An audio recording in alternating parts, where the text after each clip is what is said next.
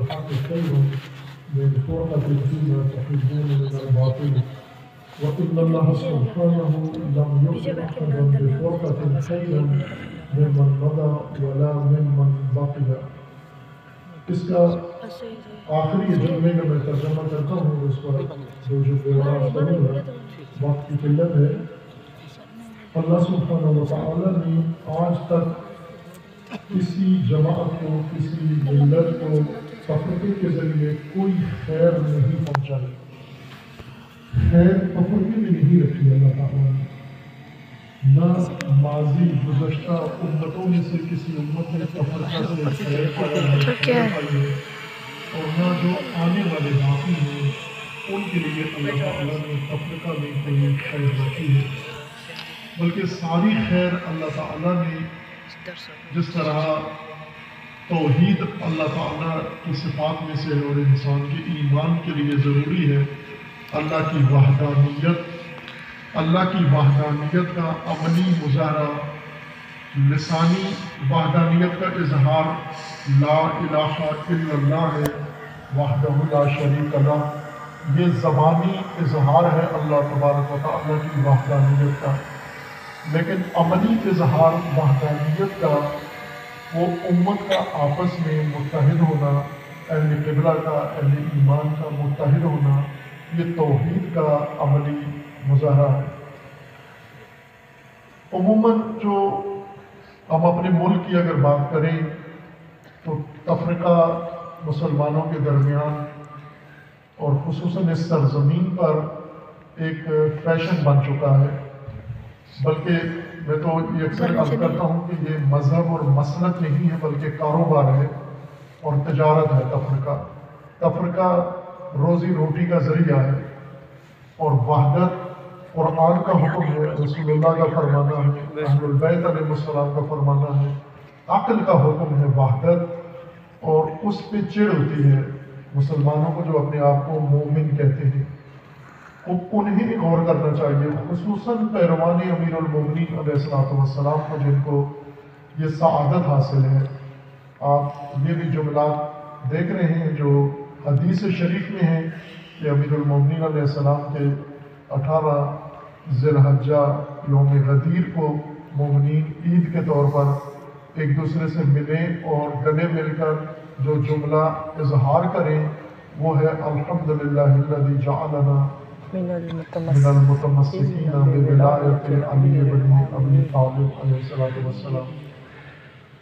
اب یہ حمد و شکر ہے پروردگار کا کہ خداوند تبارک و تعالیٰ نے ہمیں متمسکین ولایت و متمسکین امامت امیر المومنین سے قرار دیا ہے، اور امامت و ولایت امیر المومنین کا مطلب یہ ہے کہ جو پیروکار ہے وہ ہر میدان میں امیر المومنین کے نقش قدم پر چلے گا۔ جب اس نے امیر المومنین کو امام مانا ہے، جس طرح رسول اللہ کا فرمانا ہے کہ علی علیہ السلام کے بارے میں کہ آپ میزان ہیں ایمان کا اور نفاق کا، آپ کے ذریعے سے پتہ چلے گا مومن کون ہے اور منافق کون ہے۔ یوں نہیں کہ فقط نام سن کر چہرے سے منافق و مومن پہچانا جاتا ہے، بلکہ عمل سے بھی مومن و منافق پہچانا جاتا ہے۔ جو امیر المومنین کے خط پر ہے، امیر المومنین کی راہ پر ہے، وہ مومن ہے، اور جو امیر المومنین کی راہ سے ہٹ کے جا رہا ہے اس کے ایمان کی گواہی رسول اللہ نے نہیں دی، وہ منافق ہے۔ اس کو علی علیہ السلام کی ولایت کی طرف پلٹنا ہوگا، لوٹنا ہوگا، تمسک کرنا ہوگا عملی طور پر امیر المومنین علیہ السلام کی ولایت سے۔ امیر المومنین کے ایمان میں بھی میزان ہے، عمل کے لیے بھی میزان ہے، اور امیر المومنین وحدت کے لیے بھی میزان ہے، تفرقہ کے لیے بھی، سکوت اور گفتگو دونوں کا میزان امیر المومنین ہے، صلح اور جنگ دونوں کا میزان امیر المومنین ہے۔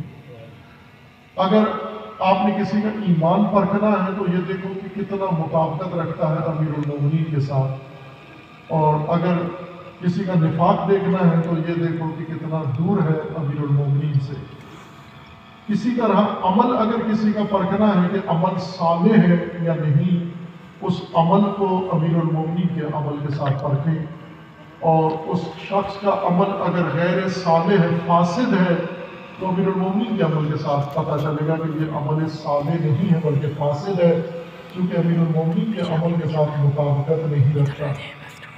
کہاں بولنا ہے کہاں چپ رہنا ہے، یہ میزان بھی امیر المومنین ہے، اور امیر المومنین نے دونوں مقامات پر گفتگو کر کے خطبہ دے کر بھی میزان قائم کیا ہے، اور خاموش رہ کر بھی میزان قائم کیا ہے کہ کہاں چپ رہنا ہے اور کہاں پہ بولنا ہے۔ اور جو امیر المومنین کا اپنے آپ کو پیروکار سمجھتا ہے تو یوں نہیں ہے کہ جہاں امیر المومنین چپ ہیں وہ وہاں بولتا ہو، اور جہاں امیر المومنین بولتے ہیں بات کرتے ہیں وہاں یہ چپ رہتا ہو۔ اگر اس طرح سے ہے، امیر المومنین جہاں ساکت ہے یہ بولتا ہے، اور امیر المومنین جہاں بولتے ہیں یہ چپ رہتا ہے، یہ مومن نہیں ہے۔ صلح و جنگ بھی ایسا ہی ہے کہ امیر المومنین نے جس سے صلح کی ہے اس سے مومن کی صلح ہے، جس سے امیر المومنین نے جنگ کی ہے اس کے ساتھ مومن کی جنگ ہے۔ اب وحدت کے بارے میں کہ جو اختلاف رکھتے ہیں آپ سے، نظریاتی اختلاف رکھتے ہیں، اعتقادی اختلاف رکھتے ہیں، آیا امیر المومنین نے اپنی پیروکاروں کو، اپنے شیعہ کو اس بارے میں کوئی رہنمائی کی ہے؟ نہیں کی ہے۔ آج اس طرح سے لگتا ہے کہ گویا انہیں کوئی رہنمائی نہیں کی گئی، اپنے حال پر چھوڑ دیا گیا ہے، اور میڈیا کے بھروسے پر یہ کو چھوڑ دیا گیا ہے شیطانوں کے رحم و کرم پر کہ یہ چاہے تو تفرقہ کر لیں، یہ چاہے تو وحدت کر لیں۔ آپ کو اگر آپ کے ائمہ نے بتایا ہے، وحدت کا حکم دیا، تو وحدت واجب ہے آپ کے لیے۔ وحدت ہوتی ہی اس کے ساتھ ہے جس کے ساتھ اختلاف ہو۔ جس کے ساتھ اختلاف نہیں ہے وہاں تو وحدت نہیں ہے، وہاں تو ایک جگانگت ہے، احادیت ہے، وہاں تو ایک ہے آپ۔ اختلاف جہاں ہو وحدت کی ضرورت پڑتی ہے۔ جس طرح قرآن کریم میں اللہ تعالیٰ نے رسول اللہ کو فرمان دیا کہ یہ جو مسیحی ہیں، حضرت عیسیٰ کے پیروکار ہیں، ان کو آپ دعوت دیں کہ ہم ایک کلمہ استوا پر اکٹھے ہو جائیں، اور وہ یہ ہے کہ ہم اللہ کے علاوہ کسی کی عبادت نہ کریں اور شرک نہ کریں۔ ہم امیر المومنین جس عصر میں تھے، رسول اللہ صلی اللہ علیہ وآلہ وسلم کے بعد اختلاف کا آغاز ہوا، اور امیر المومنین کی ساری عمر ان مخالفین کے ساتھ گزری جن کے ساتھ اختلاف رکھتے تھے۔ وہ امیر المومنین کے ساتھ اختلاف رکھتے تھے، امیر المومنین ان کے ساتھ اختلاف رکھتے تھے، لیکن اس اختلاف میں سے کتنے ایسے ہیں جن کے ساتھ دشمنی کی امیر المومنین نے، اور کتنے ایسے ہیں جن کے ساتھ تعاون کیا امیر المومنین نے۔ تو آپ پیرو علی ہوتے ہوئے امیر المومنین کو بائی پاس نہیں کر سکتے، امیر المومنین سے آگے نہیں جا سکتے، امیر المومنین کے امام نہیں بن سکتے۔ امیر المومنین کو اپنا امام رکھنا ہوگا آپ کو۔ بھلے بعض اوقات وحدت سے یہ تاثر ملتا ہے کہ وحدت کا مطلب اختلاف بھول جانا ہے، وحدت کا مطلب تو دشمنیاں فراموش کر دینا ہے۔ نہ، اختلاف رہے گا۔ اختلاف اگر مٹانے کی کوشش کی اور بڑھے گا۔ اختلاف کی ذات یہ ہے کہ اسے جتنا ختم کرنے کی کوشش کریں وہ اور زیادہ پھیلتا ہے۔ بعض اوقات اختلاف رکھتے ہوئے خاموش رہیں، آپ چپ رہیں، جیسے امیر المومنین خاموش رہے اور چپ رہے۔ لیکن اس کا یہ مطلب نہیں ہے کہ اختلاف رکھنے والوں کے ساتھ جو رویہ اختیار کرنے وہ دشمنوں کے ساتھ بھی کرنا ہے۔ بعض اوقات یہ سمجھا جاتا ہے کہ وحدت کا مطلب یہ ہے کہ دشمنوں سے چشمپوشی کی جائے۔ آج آپ نے سنا قبل الظہر کی مجلس میں بعض خطیبوں نے یہ اشارے کیے بہت اچھے، اور انہوں نے وحدت کے عملی مسائل مصادیق کی طرف اشارہ کیا، اور ان میں سے بہت اہم نکات تھے، اور وہ یہ کہ توہین نہ کی جائے، گستاخی نہ کی جائے۔ عزیزان، اگر آپ علی کے پیروکار ہیں تو آپ ڈھونڈیں نہج البلاغہ میں امیر المومنین نے کس کی توہین کی ہے، گستاخی کس کی کی ہے، بے حرمتی کس کی کی ہے۔ اختلاف کیا ہے جس کے ساتھ اختلاف تھا، دشمنی کی ہے جس کے ساتھ دشمنی کی، جنگ کی ہے جس کے ساتھ جنگ تھی، لیکن اختلاف کرنے والوں کے ساتھ بے حرمتی نہیں کی۔ جنہوں نے جنگ کی امیر المومنین کے ساتھ، ان کے ساتھ بھی امیر المومنین نے ان کی بے حرمتی نہیں کی، گستاخی نہیں کی، اور خصوصاً ام المومنین کی گستاخی توہین نہیں کی جنہوں نے جنگ کی تھی، اور جنگ میں جواز فراہم کر دیا تھا امام وقت کے خلاف، حاکم وقت کے خلاف۔ تمام مذاہب میں ہے کہ اگر جنگ کی جائے، باغی ہو جاتا ہے انسان، اس باغی کی سزا شریعت مقدسہ میں مقرر ہے، لیکن امیر المومنین نے ان کو یہ سزا نہیں دی، اور احترام کر کے ام المومنین کو خصوصیت کے ساتھ، کیونکہ نسبت رسول اللہ کے ساتھ ہے، یہ حرم رسول اللہ اور حرمت رسول اللہ ہے۔ میں پہلے بھی بارہا عرض کیا ہے کہ اہل البیت اس لیے محترم و گران قدر ہیں چونکہ رسول اللہ کے اہل البیت ہیں، ازواج رسول اللہ کے ازواج ہیں، رسول اللہ کی وجہ سے یہ احترام ہے، اور اصحاب رسول اللہ کے اصحاب ہیں، اس وجہ سے ان کا احترام ہے، اور رسول اللہ ان حرمتوں کا پاس کرتے تھے جس کا تعلق رسول اللہ سے تھا۔ امیر المومنین اس حق کے، اس نسبت کے پاسدار تھے، اگرچہ ان کے ذہن میں نہیں تھا۔ امیر المومنین کا بھی رسول اللہ سے تعلق تھا، لیکن بعض لوگوں نے امیر المومنین کی اس نسبت کا خیال نہیں رکھا کہ ان کی بھی نسبت ہے رسول اللہ کے ساتھ۔ آج بہت سارے لوگ رسول اللہ سے نسبت کی وجہ سے مقدس بنتے ہیں، لیکن کیا کربلا میں امام حسین کو کوئی نسبت نہیں کی رسول اللہ سے؟ یہاں کیوں بھول گئے؟ اگر رسول اللہ کی نسبتوں کا احترام کرنا ہے تو آپ امیر المومنین سے سیکھیں۔ آپ نہیں کر سکتے رسول اللہ کی نسبتوں کا احترام۔ رسول اللہ کی نسبتوں کا احترام اگر کرنا تھا تو آپ کربلا میں کرتے، حرم رسول کا کرتے، اولاد رسول کا احترام کرتے، نہیں کیا، لیکن امیر المومنین نے کیا۔ امیر المومنین حرمتوں کے پاسدار و پاسبان ہیں، اور ہمیں سکھایا ہے۔ ہم مکتب امیر المومنین کے پروردہ ہیں، اور مکتب امیر المومنین کے پیروکار ہیں، اور اس میں احترام ہے، اس میں محبت ہے۔ امیر المومنین نے فرمایا کہ تفرقے میں کوئی خیر اللہ نے نہیں رکھی، کسی کے لیے کوئی خیر نہیں ہے۔ آپ یقین جانیں کہ تفرقے میں نہ ہمارے ملک کی خیر ہے۔ اپنے ملک کی حالت دیکھ لیں، پہلے اس میں مذہبی تفرقہ تھا، سیاسی تفرقہ بھی آ گیا ہے۔ قومی تفرقہ پہلے سے تھا، مذہبی تفرقہ پہلے سے تھا، اب سیاسی تفرقہ بھی آ گیا ہے۔ سیاسی نفرت، مذہبی نفرت اور قومی نفرت نے پاکستان کو آج یہاں تک پہنچا دیا ہے، عبرت کا نشان بنا دیا ہے۔ قوم کے لیے حکمران عذاب بن گئے ہیں، اور حکمران گندے اور ننگے ہو چکے ہیں، عریان ہو چکے ہیں۔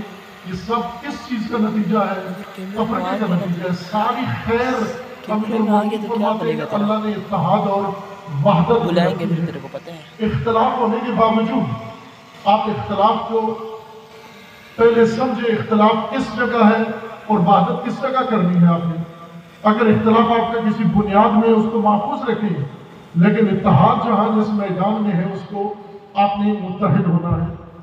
یہ بات بعض نے ہم الحمدللہ جامعہ عروۃ الوثقیٰ کو اللہ تعالیٰ نے یہ توفیق عطا کی ہے کہ کھلے دل کے ساتھ، شرح صدر کے ساتھ دعا حضرت موسیٰ نے مانگی تھی، قبول عروۃ الوثقیٰ کے لیے ہوئی ہے۔ رب شرح لی صدری ویسر لی امری، کہ خدایا سینہ کھول دے، دل بڑا کر دے، ظرفیت بڑی کر دے کہ ہر چیز کو برداشت کر سکیں اور سب کو گلے لگا سکیں اختلاف رکھنے کے باوجود۔ اور الحمدللہ یہ شرح صدر یہاں موجود ہے۔ لیکن یہ بات کہ اگر مثلا کسی شخص نے کوئی بات کی ہے اس فردی بات کو، تو وہ عروۃ الوثقیٰ کی بات نہیں ہے، جیسا بعض خطیبوں نے کہا کہ عروۃ الوثقیٰ کے پلیٹ فارم سے ایسی بات ہوتی ہے۔ یہ تہمت ہے عروۃ الوثقیٰ پر، اتہام ہے عروۃ الوثقیٰ کو۔ کوئی طالب علم بھی اپنی نجی محفل میں بھی کسی کے مقدسات کی توہین نہیں کرتا۔ مقدسات ہر مذہب کے عزیز ہیں۔ وہ آپ نے دیکھا آج کی ہماری مجلس میں ہندو پنڈت بھی آئے ہوئے تھے، اور انہوں نے آپ کو بہت عاشقانہ کلام محفوظ کیا امیر المومنین کی مد میں۔ اور انشاءاللہ شعبان میں وہی محفل سالانہ جو ہر سال ہوتی ہے حسین سب کا، وہاں پر تمام اقلیتیں سارے آتے ہیں یہاں پر، اور تمام مسالک اہل سنت کے آتے ہیں۔ یہ باتیں دراصل جس طرح آپ جاتے ہیں نا کسی بڑی کمپنی میں، انٹرنیشنل کمپنی میں آپ ملازم ہیں اور دفتر آپ کا انٹرنیشنل لیول کا ہے، لیکن جب دفتر سے چھٹی کر کے آتے ہیں تو آپ کو پتہ ہے ہم نے گھر جانا ہے۔ ایک اور محترم یہاں تقریر کر گئے تھے کہ ہمیں گھر بھی جانا ہوتا ہے، اپنے مسلک میں بھی جانا ہوتا ہے۔ تو وہ جس طرح ہوتا ہے نا انسان انٹرنیشنل دفتر سے نکل کے گھریلو ضرورت کے لیے گروسری کی شاپ پہ چلا جاتا ہے اور وہاں سے گھریلو ضرورت کی چیزیں خرید لیتا ہے جو گھر میں استعمال ہوتی ہیں، اسی طرح کچھ مسلکی ضرورتیں ہیں، امت اور فرقہ ایک ساتھ نہیں رکھے جا سکتے۔ اگر امت بچانی ہے تو فرقے سے کسی حد تک آپ کو نکلنا ہوگا، خول سے۔ آپ یہ کہیں کہ فرقے کے بھی لطف اندوز ہوں، فرقے کے جس طرح وہ ایک دیہاتیوں کی مثال ہے کہ بعض لوگ ہیں جو کھرلی سے بھی کھاتے ہیں اور بورے سے بھی کھاتے ہیں۔ بعض جانور ہیں ویسے کہ کھرلی میں جو چارہ ڈلے وہ بھی کھا جاتی ہیں اور جو بورے میں کھال رکھی ہوئی ہے وہ بھی کھا جاتی ہیں جا کر۔ تو یہ نہیں ہونا چاہیے کہ بورے سے بھی کھائیں اور کھرلی سے بھی کھائیں، کہ فرقے کے بھی لطف اندوز ہوں اور امت کے نعمتوں سے بھی لطف اندوز ہوں۔ اللہ تعالیٰ نے جس طرح رسول اللہ نے قبائلیت ختم کی تو امت بنی، قبائلیت سے بھی لطف اندوز ہو اور امت سے بھی لطف اندوز ہو، یہ نہیں ہو سکتا یہ معجزہ، یہ کوئی نبی بھی نہیں کر سکتے یہ معجزہ۔ جب تک قبائلیت سے نہیں نکلو گے امت نہیں بنا سکتے۔ لہٰذا یہ مسلکی ضرورتیں ہیں، بعض بیانات گروسری قسم کے ہوتے ہیں جو آپ کو مسلک کے اندر، چونکہ فرض کرو شیعہ ذاکر خطیب ہے یا شیعہ کوئی مدعا ہے تو اس کو جا کر کل شیعہ کے اندر بھی مجلس پڑھنی ہے، وہ خیال رکھتا ہے وحدت کی گفتگو میں ناپ تول کے بولتا ہے، چونکہ کل اس کو اپنے مسلک میں بھی جا کے وہاں پر بھی بات کرنی ہے۔ تو یہ جو مسلکی ضرورتیں ہیں یہ ہم سمجھتے ہیں مجبوریاں ہیں۔ ایک بہت بڑی مشکل جو اب زیادہ واضح ہو گئی ہے، آپ نے دیکھا دہشت گردوں نے خط لکھا ہے اپنے بزرگ علماء کو کہ آپ کے کہنے پر ہم نے دہشت گردی شروع کی، جس کو ہم دہشت گردی کہتے ہیں وہ جہاد کہتے ہیں اس کو، کہ آپ کے کہنے پر ہم نے یہ جہاد شروع کیا، آج ہماری مذمت کیوں کرتے ہیں؟ اور پھر ان علماء نے ان کو جواب دیا تھا کہ پاکستان اسلامی ملک ہے اور اس کے خلاف جہاد نہیں ہو سکتا، حرام ہے جہاد کرنا، جنگ نہیں کر سکتے، یہ وضاحت کرنا پڑی۔ اب یہی چیزیں ہیں، یہ جتنے بھی تفرقہ ہے یہ دہشت گردی کی طرف فتووں سے پھیلا ہے، اور جن مثلا ایک شخص سے اپنے مسلک کے اندر اس نے خوب نفرت پھیلائی ہے، اب جب وحدت کی بات کریں تو وہ کہتے ہیں استاد جی کل کچھ اور کہہ رہے تھے آج کچھ اور کہتے ہو جا کر، تو استاد جی کو وضاحت کرنی چاہیے جا کر کہ وہ مسلکی ضرورت ہے اور یہ امت کی ضرورت ہے۔ ہمیں دین اور فرقے کو الگ کرنا ہے، ہمیں امت اور فرقے کو الگ کر کے دیکھنا ہے، امت کی مصلحتوں کو مد نظر میں رکھیں، فرقوں کی نہ رکھیں۔ اور اسی طرح قانون سازی کے لیے ہم نے جمعے کے خطبے میں مفصل وضاحت کی ہے کہ پاکستان ایک ملٹی مذہب ملک ہے جس میں فراوان مسالک مذاہب ہیں۔